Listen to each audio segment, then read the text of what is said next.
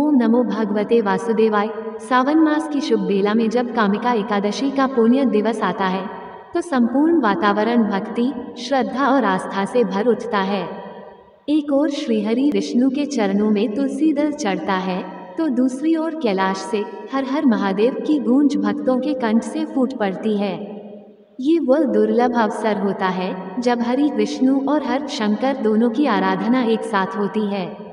भक्त ओम नमो भगवते वासुदेवाय के साथ हर हर महादेव और ओम नमः शिवाय का जाप करते हैं और यह संयुक्त भक्ति जीवन के पापों का नाश कर आत्मा को मोक्ष की ओर ले जाती है।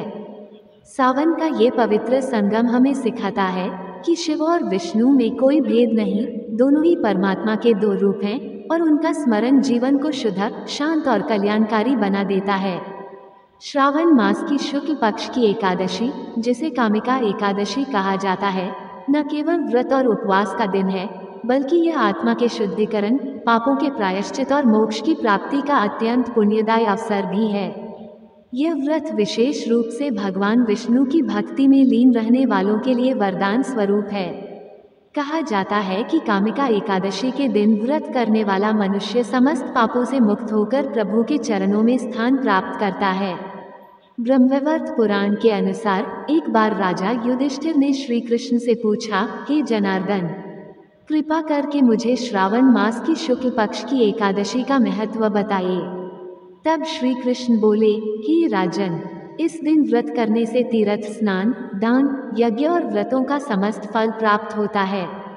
इस एकादशी की कथा प्राचीन काल की है, जब एक हिंसक और पापी व्यक्ति जिसने अनेक प्राणियों की हत्या की थी, कामिका एकादशी का व्रत करके भगवान विष्णु की आराधना में लीन हो गया। उसने न तो गंगाजल चढ़ाया, न फूल, न दीपक, बल्कि केवल हरि नाम का जाप करता रहा। भगवान उसकी भक्ति से इतने प्रसन्न हुए कि स्वयं श्रीहरि ने दर्शन देकर उसे पापों से मुक्त किया और वैकुंठ लोक में स्थान दिया। इस व्रत का इतना प्रभावशाली पुण्य है कि जो व्यक्ति केवल तुलसी पत्र अर्पित कर ओम नमो भगवते वासुदेवाय का जप करता है, वह भी समस्त पापों से मुक्त हो जाता है। कामिका एकादशी व्रत करने से पितरों को तृप्ति मिलती है, यमलोक की यातनाएं मिटती हैं और जीव को विष्णुलोक की प्राप्ति होती है। इस दिन विशेष रूप से श्रीहरि विष्णु के मंदिर में दीपदान, भजन, कीर्तन, तुलसी पूजन और हरिनाम संकीर्तन का अत्यंत महत्व होता है।